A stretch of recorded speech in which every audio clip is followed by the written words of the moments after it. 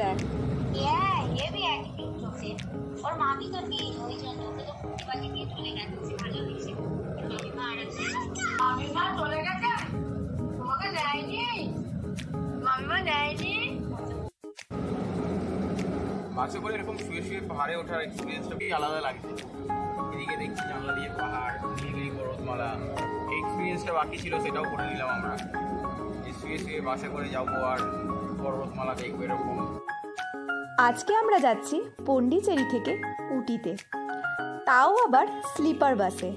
পন্ডিচেরি থেকে উটি যেতে স্লিপার বাসে আমাদের লেগেছিল প্রায় 10 ঘন্টার মতো।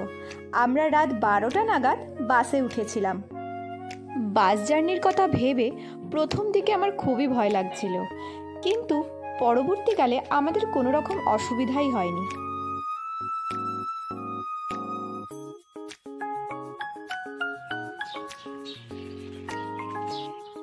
দেখুন, এটা হচ্ছে আমাদের হোটেল, আর হোটেলের পাশেই হচ্ছে এটা হচ্ছে আমাদের মন্দির।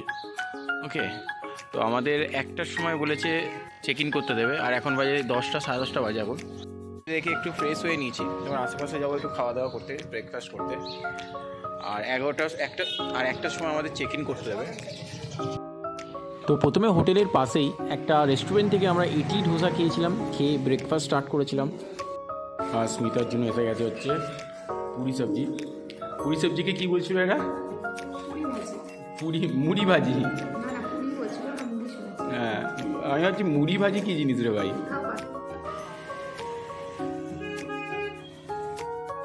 তো আমাদের হোটেলের পাশেই হচ্ছে বোটানিক্যাল গার্ডেন। তো আমরা এখন মার্কেটটা ঘুরতে ঘুরতে বোটানিক্যাল গার্ডেনের মধ্যে এসেছি।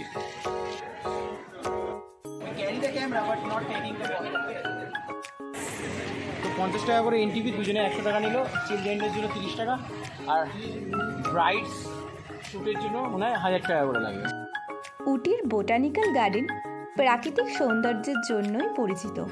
এটি প্রায় 22 হেক্টর এলাকা জুড়ে দোদাবেতা পিকের লোয়ার স্লোপে অবস্থিত। বেসিক্যালি এই বাগানটিতে অনেক ধরনের সিজনাল ফ্লাওয়ার দিয়ে সাজানো ছিল, আর আমরা দুজনে খুবই এনজয় করছিলাম। এখন আমাদের কাছে 2 ঘন্টা টাইম আছে চেক ইন করার জন্য। তো আমরা ভাবলাম কেননা বোটানিক্যাল গার্ডেনটাকে কভার করা যায়। তো আমরা বোটানিক্যাল গার্ডেনে চলে এসেছি, যেটা হচ্ছে আমাদের হোটেলের ঠিক পাশেই। আর এসে আমাদের খুবই ভালো লাগছে, জাস্ট মন মুগ্ধ করে দেওয়ার মতো পরিবেশ এখানকার।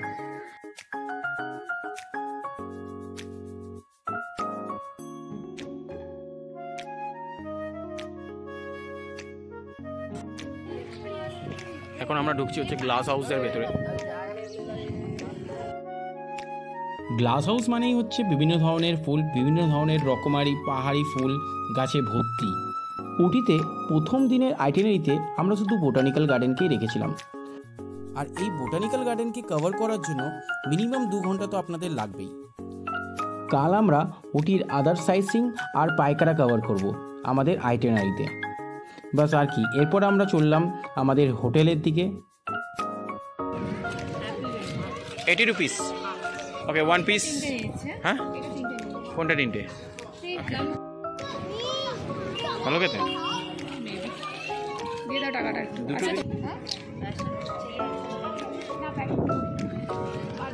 স্ট্রবেরি খাবে?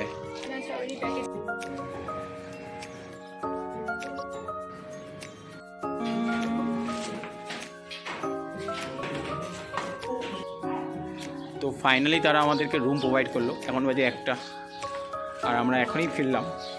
তো ওখানে রুম রেডি হয়ে গেছে।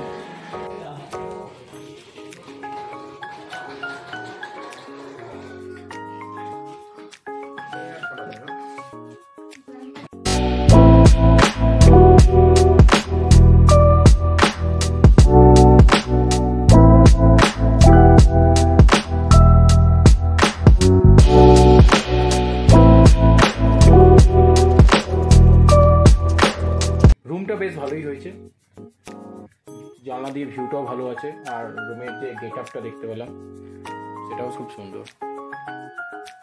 ঠিক আছে, এবার আমরা রেস্ট নেবো, একটুখানি রেস্ট নিয়ে তারপরে আমরা প্ল্যান করবো নেক্সট কী করবো। আমরা ফ্রেশ হয়ে রেস্ট নিয়ে আমরা বেরিয়ে পড়লাম লাঞ্চ করার জন্য।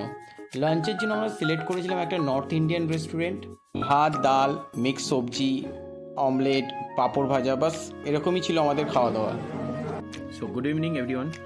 লাঞ্চের পরে একটু টায়ার্ড ছিলাম, তো আমরা ঘুমিয়ে গেছিলাম এবং তারপরে আমরা মার্কেট ঘুরে আসলাম।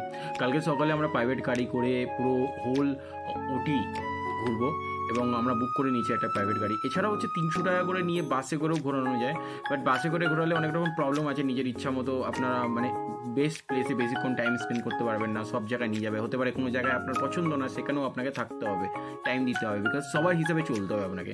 তো আমরা ডিসাইড করলাম কেননা প্রাইভেট কার করা যায়, থেকে 3000 টাকা নেবে এবং মানে জাস্ট নেগোসিয়েশন করে 2800 টাকা আমরা এসছি। তো পুরো হোল ডেজ আমাদেরকে ঘোরাবে, সকাল 9টা থেকে রাত্রি 5:30 6টা অবধি। তো আজকের ব্লগটা আমরা এখানেই শেষ করব। কালকে ব্লগে আমরা পুরো উটি ঘুরবো, উটির সমস্ত প্লেসকে কভার করব আর ভালোভাবে ভিডিওগ্রাফি করারও চেষ্টা করব যাতে উটিটাকে ভালোভাবে আমরা দেখাতে পারি আমাদের ব্লগে। তো তার জন্য প্লিজ সাবস্ক্রাইব করে রাখবেন আমার চ্যানেলটাকে অ্যান্ড লাইক শেয়ার করবেন যদি ভালো লাগে। আমরা চেষ্টা করবো ভালো করে ভিডিও করার। Thank you.